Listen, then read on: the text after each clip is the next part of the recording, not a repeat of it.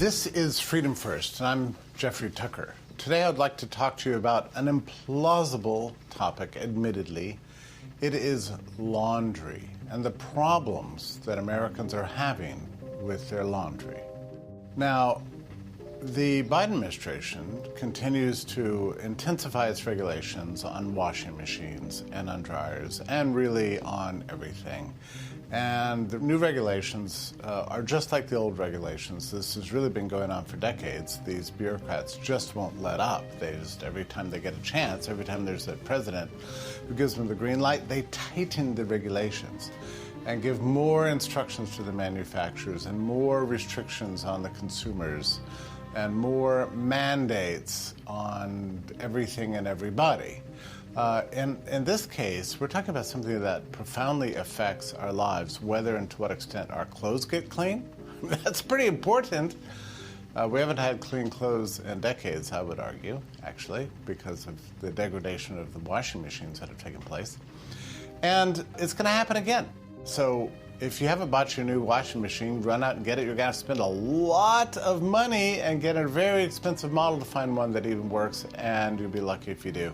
You're probably better off buying a used machine or going to the scrap yard and finding an old one and get it repaired. If you can, repair it yourself. That's how bad it's gotten. So let's start at the beginning, though, with the whole washing machine question. Now, about a century ago, people tended to wash their clothes in big tubs of boiling hot water with good laundry soaps. And those laundry soaps included phosphates, which are the thing that break down the soap and wash it away and carry away the dirt and the grime and so on. And moms were experts in this, and we knew how to do these sorts of things. Washing was just a big part of the domestic chores. And we had scrubbers and washers and dryers and all the things we needed. But it was very time-consuming. And the clothes are clean, but very, very time-consuming and a troubling job. So with the advance of capitalism, starting in the 1930s, and especially during and immediately following World War II, we got these new wonderful things called washing machines. You just open up the lid, you put all your clothes in, you put in your detergent, push a button, and like magic, it was washed, and then you would hang dry it. And then we got dryers, and we would dry the clothes in the dryers rather than having clotheslines. And that's the way things stood. And a lot of times the fabrics in America began to adapt themselves to this new machine wash and dry system. So that's when we got new polyester fabrics. The pantsuit came into fashion. The men were wearing leisure suits, a regrettable moment in men's fashion, I admit, that were wash and wear, and so on. And that was going to be the way it was going to go. Aside from all the fake petroleum products that became clothes, the crucial thing was cottons. That's what we were mainly concerned about, whites, cottons, getting those things clean, underclothing in particular. Then sheets and towels and napkins from the dinner table. Those are the kind of things that really, really matter. But it worked. We had a wonderful system. The machines were big, and they held tons of water. The water was very hot. The detergents worked, and the dryers worked. And that's where things stood until the 1980s. There was a new fashion that came into politics for saving, conserving water. And the idea was to crack down on households and how much water the machines use. Now, in the scheme of things, and early on it wasn't that big a deal. We're talking about 40 years ago, these regulations started coming about, just gradually a little bit at a time. And it wasn't that big a deal because it didn't really hurt the laundry that much. But you know, the priority was always wrong. No matter how you look at it, the energy use of washing machines and dryers in the household is just nothing compared with the energy overall. It's just a tiny percentage. And the same with water use, too. It takes up a very small percentage of the overall nation's water supply. The big expenditure, of course, is in agriculture, not in your life. But, you know, bureaucrats love to make your life miserable in whatever way and to impress upon us the importance of conserving things. So conserving energy, conserving water became the goal of the central plan that began to govern the construction of washing machines. About a decade later, it was sometime in the 1990s, there was another thing hit us, and all these things just sort of gradually accumulated over time. But we had, in this country, with no announcement and really very little discussion, a ban on the phosphates in detergents. Now, phosphates are the thing that break down the soap and whisk it away in the rinse cycle. Without the phosphates, the soap stays in the clothes, and it's very hard to get it out.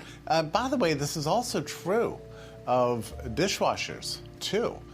That's why for a very long time, until I guess manufacturers figured it out, or maybe detergent companies figured it out, your glasses were spot in, you couldn't get them closed. Maybe that's still true for you. Phosphates used to be in those detergents. Well, with one just sweep of regulation, it began in California, it was adopted by various states to get rid of phosphates, and then finally federal regulation. American laundry detergents no longer had phosphates in them, and I promise you, you cannot buy any detergent in this country with phosphates. Now, if you go to Mexico, the detergent has phosphates. If you go anywhere in Europe, the detergent has phosphates. But in this country, they're not there. Again, no announcement. I understand manufacturers didn't want to suddenly announce, oh, your detergent doesn't work. You know, it's going to stay in your clothes. It's going to clean your clothes, but it's not going to, you're not going to get rid of the detergents. It's just going to be a mucky mess. By the way, the ban on phosphates is a problem even for things like rug cleaners. You know, that's why when you invite the rug cleaner company to come over and clean your rug, it looks good for about 2 months and suddenly it's dirtier than ever. It's because the detergent is not sucked out of the rug, and so detergent naturally attracts dirt, so it looks dirtier than ever. Good for the rug cleaning companies, I guess, because then you have to invite them back and back. But it's a disaster. Detergent's supposed to have phosphates. Now, why did they get rid of the phosphates? Well, the phosphates were spilling into the rivers and causing algae to grow, which was choking out the fish population. Now, people who have looked at this claim carefully have decided that if this is a problem at all, maybe in a few isolated spots, but if it is a problem, it's due to the fertilizers used by big agriculture. That's where the real problem is. It has nothing to do with your household detergent. That's not what's clogging the lakes and rivers. It makes it only the smallest little contribution to the problem. If we had controlled the fertilizer runoff and the water runoff off big ag, poisoning our commons, that would have been a better solution. But of course, they never take the better solution. They always go after the consumer and the household to make our lives more miserable. So the phosphates were eliminated. That was a major, major degradation of the cleanliness of American laundry. I will just tell you, cut to the chase on this narrow point, there is a fix for this. For now, you can go to your local hardware store and go to the paint section. Now, every painter knows that when you paint a wall, the wall has to be perfectly clean. It has to be free of all dirt and all oil and be flawless before you paint it, or else the paint's going to start peeling and cracking and falling off within a year or two. So painters are really emphatic about really clean walls, and every painter knows that you mix the detergent with trisodium phosphate, or what's called TSP, the real stuff, not fake TSP, which I saw that marketed on the shelves recently. Well, I don't know what that is. But genuine TSP actually cleans for painters when they're painting walls. Well, you can use that exact same product for your laundry and, for that matter, for your dishwasher, too. Or, for that matter, if you like to clean your own carpets at home, you can mix that into the detergent, too. And you get rid of this problem of leaving the soap in the things you're trying to wash, thereby attracting more dirt than ever. So this is a fixable problem. Again, big box stores will mostly carry TSP. You'll find it in the paint section. It's not expensive. You add an eighth or a quarter of a cup to your load of laundry. I guarantee you that you will notice a difference. It should be an essential additive. Again, it's not in the laundry section. You have to get in the paint section. Sorry to report this to you. By the way, not every hardware store carries it. I remember going into some one fashionable, upscale town and going to a hardware store and asking for TSP. And they responded to me like, as if I was some sort of right-wing Trump supporter asking for TSP. They said, oh, no, that's bad for the environment. We don't have that here. Oh, okay, great. I'll remember not to come back here again. But most of the time, the stores carry TSP, and you can even get it on Amazon. I think maybe there's some states that restrict it, but mostly it's still available. Again, I don't know how long this is going to be true, but it's true for now. But when they degraded the laundry soap, there were other things that happened too. The amount of water that a washing machine was allowed to use for the full cycle became restricted by federal law. They kept getting smaller and smaller and using ever less energy. So they weren't swirling the clothes around enough. They weren't really agitating the clothes to get them clean. The water kept shrinking and shrinking. Nowadays, it's just terrible. The standards are so restrictive, you can't really use any water. And so God bless private enterprise, they're trying to work around this. So that a number of things happened. One was we got these front-loading dishwashers that use gravity to swirl the water around more. That's why they're front-loading, because the water sloshes up and then goes down, sloshes up and then goes down. Front-loading washing machines are designed to use much less water. They do not get things as clean. But, again, the manufacturers did their best with the restrictions they had. I think you can still get large capacity washing machines. Certainly they're available for commercial institutions. You might be able to get them for your house, but you have to look. Just how much water they use is really important. And then in addition to that, the energy use, right? So you've got that problem. But between all these things, we saw the laundry getting ever more degraded. Your clothes are simply just not getting as clean as they were in the past. So people start buying new products. Now, when I was a little boy, the laundry room had a gigantic washing machine, a gigantic dryer, and one thing, soap. And nowadays, you go to a laundry room, you find all kinds of special products, like spot removers, and this additive, and this cleaner, and this towelette, and this substance, and all sorts of products that you buy, and none of which really work. And they're all designed to fix the problem. And then there became this big fashion, which I understand why it existed, of putting bleach into your clothing, because that's the only way to get it white. Now, I'm telling you, this is no solution. In fact, it's a disaster. If you're adding bleach, and I've seen these washing machines that say on them, here's where you put your bleach. I mean, just do not do that. You can do it if you want your clothes to degrade and fall apart in 6 months. Bleach is a catastrophe for all cotton clothing, for really all clothing. Bleach is terrible for them. Maybe not in short exposures, 2 or 3 minutes. That's like, for example, if you have a pair of tennis shoes you need to wash that need to get white again, or you've got a spot on a towel you otherwise can't get out, and you've tried all the other solutions like salt works, vinegar works, hydrogen peroxide can work. If none of that works, then you can soak it for 2 or 3 minutes in hot water with bleach, and it's guaranteed it'll get rid of it. But you are degrading your clothes slightly. Sometimes it's necessary, sometimes it's worth it to do it, but you never, ever want long exposure like 30 minutes or an hour soaking in bleach. It's a catastrophe. So this was no solution, although I think it's very common based on the amount of bleach that the stores seem to sell these days. This is all to get around, again, federal regulations that degraded the washing machines, restricted the amount of water in them, and degraded the detergents so they no longer had phosphates in them. First time in hundreds of years, if not thousands of years, where we use detergents without phosphates, and of course they don't clean.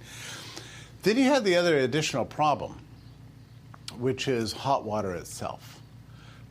The hot water heaters, starting about, I would say, about 20 years ago, and then 15 years ago, and they've gotten ever more intense, started coming with the highest temperature, max temperature on hot water's at 110.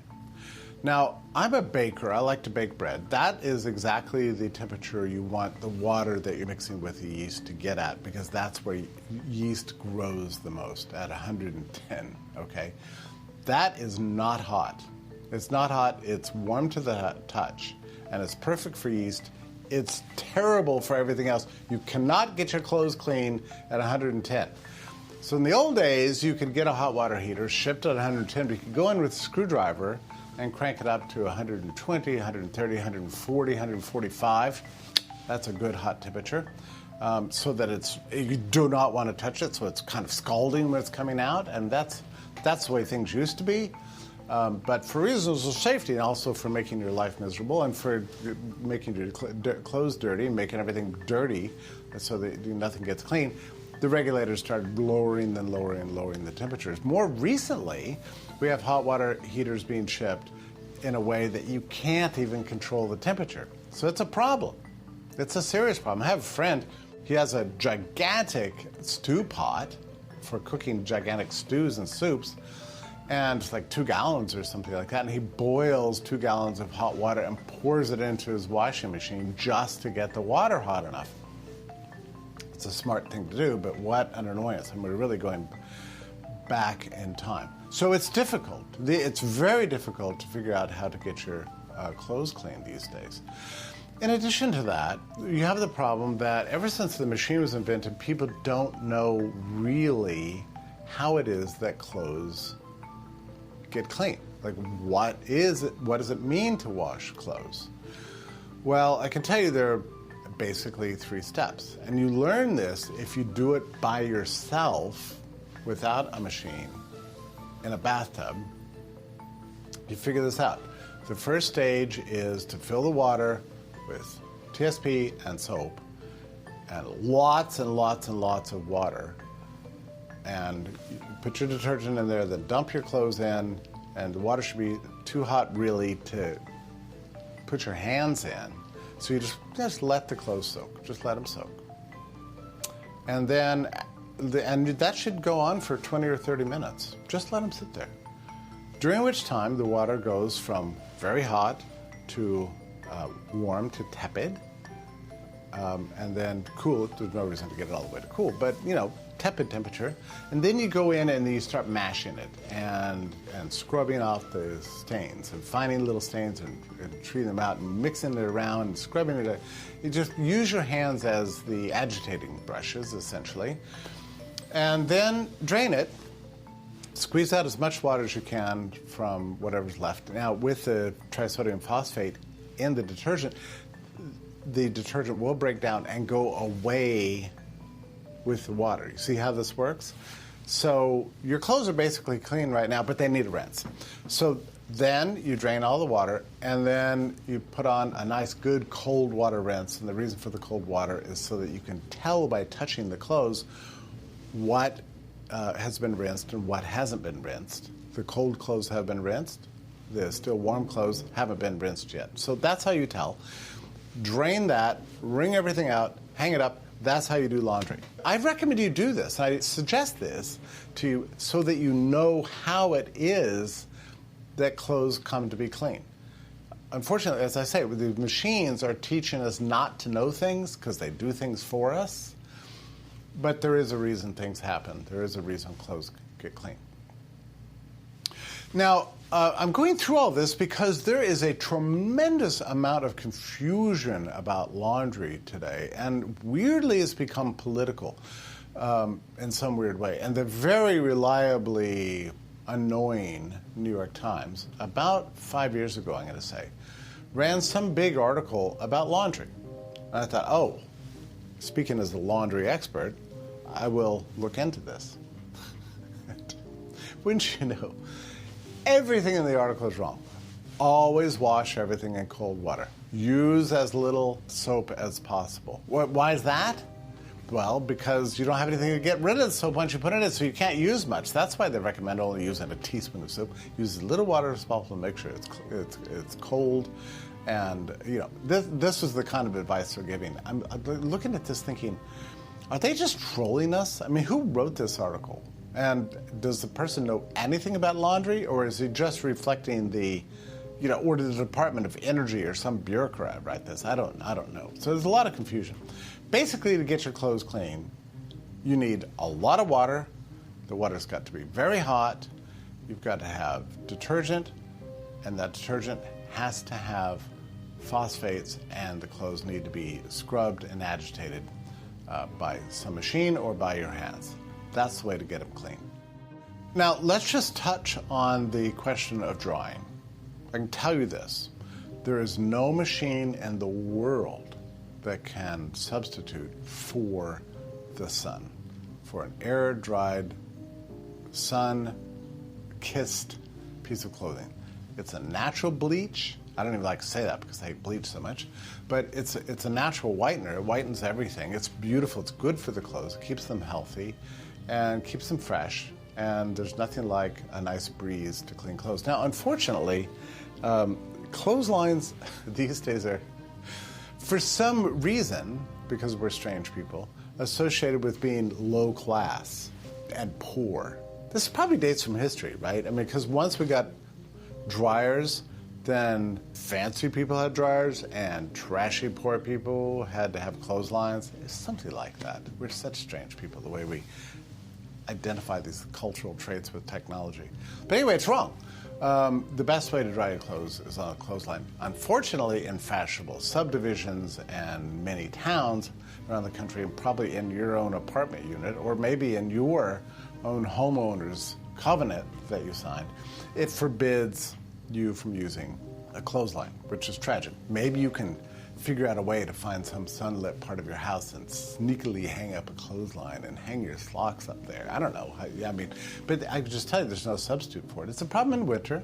It's a problem if you don't have direct sunlight. It's certainly a problem if you don't have a yard. But that's the best way. If you have and also, by the way, it's difficult to dry sheets in a small space because those are very big. So it's tricky. Ideally, what you want is a large yard with a big clothesline, two made out of metal to use all year round. That would be the ideal. But as I say, that's considered, I don't know, tacky and fashionable or something. I don't understand it, but there it is. That's the best dryer. The machine dryers are being degraded ever more. They run ever less long, they're ever smaller, they blow ever less air, and also, and this has always been true with machine dryers, they destroy your clothes. I'm just telling you, it's true. You know that thing in your dryer that they call lint? You pick it out of the lint basket and you scoop it in and you go, wow, that's a lot of lint, and you throw it in the trash. Oh, good thing I got that lint out of there.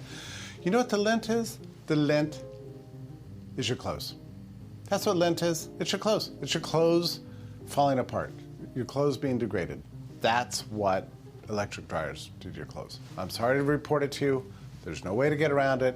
It just is what it is. I'm just telling you the ideal versus the existing realities that we're faced with. Nothing can improve on a clothesline. I'm sorry. There just isn't any improvement on it. If you have to use the machines, you're going to use a machine, and that's just the way it is. It's not ideal, but that's just the way it is. So some of this is fixable, like adding phosphates, being careful not to get rid of your old washing machine. Keep it repaired as long as possible. Always use the setting for the most water you possibly can. Maybe add some boiling water into the washing machine. These things can help, and you'll get cleaner clothes. Since this is a show about laundry, I feel like I need to say something about this, although it's obvious. You do need to separate your colors from your whites. That's it. And there are some clothes that are considered too gentle. Usually they're silks or woolens that you want to do by hand. But that's great. I mean, doing hand laundry is wonderful. So I will add a slightly eccentric and strange note here. I actually believe that the single best way to clean your clothes is by hand. In a bathtub, in a tub, it's the best way. I know that sounds primitive, but it's the best way to clean. Nothing gets quite as clean as when you do it yourself. It's very strange that we even have to talk about this subject. And it makes me furious. It's actually highly significant. There are certain technologies that we associate with American prosperity, right? The car, the gas-guzzling car, the station wagon, washers and dryers, dishwashers, garbage disposals. And that's a subject for another time. Those are degraded too. You won't be surprised. But these are the things that, during the Cold War, meant that Americans were prosperous, that we shared this prosperity all across all demographics, that our system of government, of democracy, ruled by the people, for the people, applied not just to politics, but also to economics. Everybody would share in this prosperity. The washing machine, the refrigerator, the car, the two-car garage, the house. These were all the symbols of it. And if you think about it, every one of these things is under attack. Renting's better than buying these days for most people.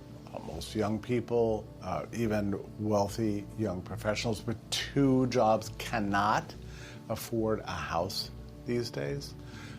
The internal combustion car is gradually being phased out by force and being replaced with electric cars that are going to crash the grid and lead to electricity rationing and force you to live in a 15-minute city. Our refrigerators are breaking down because the energy restrictions are so tight that they can't run both freezers, refrigerators, and ice makers and front water dispensers and everything else. So they've got a life of 5 years, whereas your grandmother's refrigerator lasted 30. It's an attack on everything. Your garbage disposal doesn't work as well as it once did. Your dishwasher has to run for 2 hours with little drips to vaguely, sweep away the debris from the dishes and leaving spots. But it never hits more intimately and personally and visually and aesthetically than it does when speaking about washing machines, because quite frankly, our clothes just aren't getting clean. There are things you can do about it. You can't do everything about it. The ultimate answer is to reverse the priorities. This obsession with saving water and saving electricity at our expense while letting big corporations spoil the commons by using as much as they want has really got to stop. It's a consequence of captured agencies and the corporatist system of a combine of big government and big business all working not only just to rob your paycheck and regulate your life, but also, as it turns out, even ruin your household appliances. Well, thank you for listening to my long soliloquy on laundry. As you undoubtedly know, this is all part of a very long, decades-long government-based war on so many consumer products, from our food to medicine to light bulbs and cars and electricity and toasters and garbage disposals, refrigerators, everything else you can think of. And now it's profoundly affecting our laundry. Then it becomes very, very personal. There are things you can do. You can become an expert in laundry yourself. I'm afraid that this is where we're headed. Who knows? What happens if they start rationing electricity and you still have to get your clothes clean? It's a good time to figure it out for yourself more and more. You have to have knowledge, like personal knowledge, technical knowledge, practical knowledge about how to live your life if you intend always to put freedom first. This is Jeffrey Tucker.